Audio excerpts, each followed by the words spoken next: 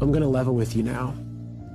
Anyone who has escaped communism, Russia, Cuba, or North Korea can see the writing on the wall. In 1963, the communist goals to overthrow the United States were entered into congressional record. They stated, capture one or both of the political parties, infiltrate the press, gain control of key positions in radio, TV, and motion pictures. After this election, it's pretty clear these goals have been achieved. And the more you look into it, the more you see that all roads lead to China, or more specifically the Chinese Communist Party, the CCP. Guess who owns a massive chunk of Hollywood, including AMC theaters and legendary film studios? You got it, the CCP. Guess who pays millions of dollars to mainstream newspapers, including the Wall Street Journal and the New York Times, to publish their propaganda? The CCP. And guess who's given the Biden family billions of dollars? Yes, the CCP. Now do you see why Biden is the media's darling? On the contrary, who's been the biggest thorn in the CCP's side? Who stood up to their abusive trade policies and slapped them with billions of dollars in tariffs? Who dismantled their stranglehold on manufacturing and brought American factories and jobs back home? Who stopped the pillaging of U.S. intellectual property? Who put serious penalties in place for violating religious freedoms? And finally, who had the guts to call a spade and rightfully point a finger at the CCP for concealing a virus that has crippled our entire world? President Trump. Now do you understand why they hate him so much?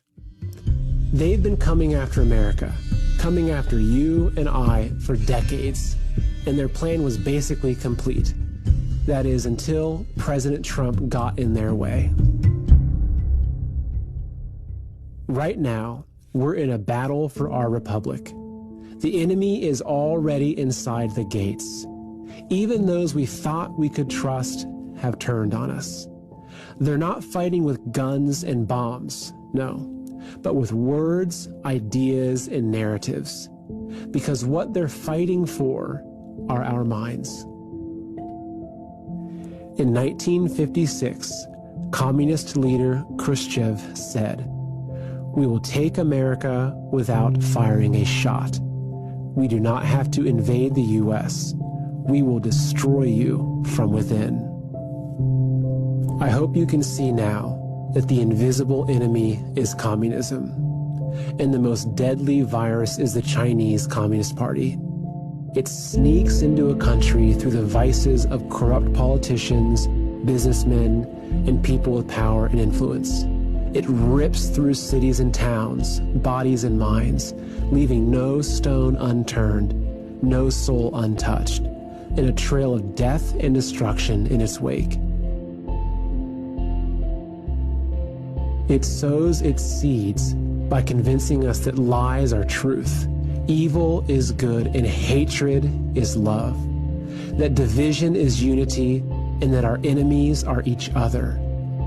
Man versus woman, rich versus poor, black versus white, left versus right. It takes root when we feel helpless, afraid, and alone. It erases our history and slanders our forefathers, and teaches our children to hate themselves, their families, and their country. It ridicules our beliefs, undermines our values, and attacks our way of life.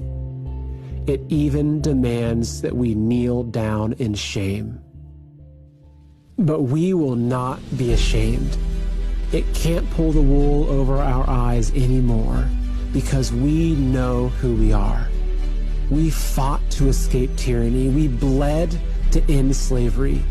We revere the brave men who died to secure our freedom.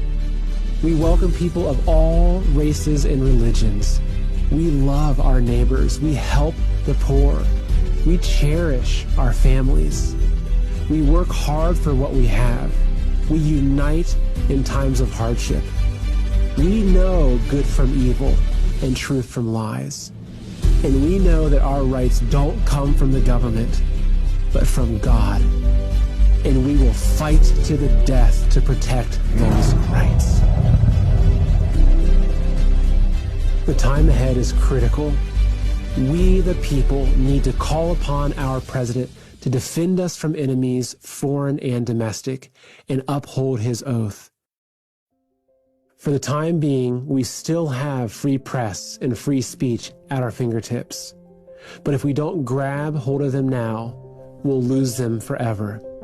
Independent, honest media companies like OAN, Newsmax, and the Epoch Times will guide us out of the darkness, while mainstream media will only drag us further down.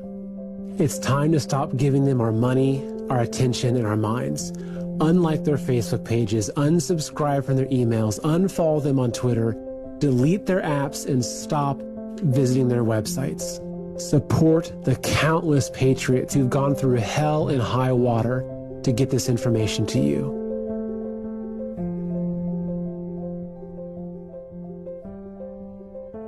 Like their content, subscribe to their channels, share their videos, spread their message. Stop using Google search. Google is censoring every result and robbing you of your right to know the facts.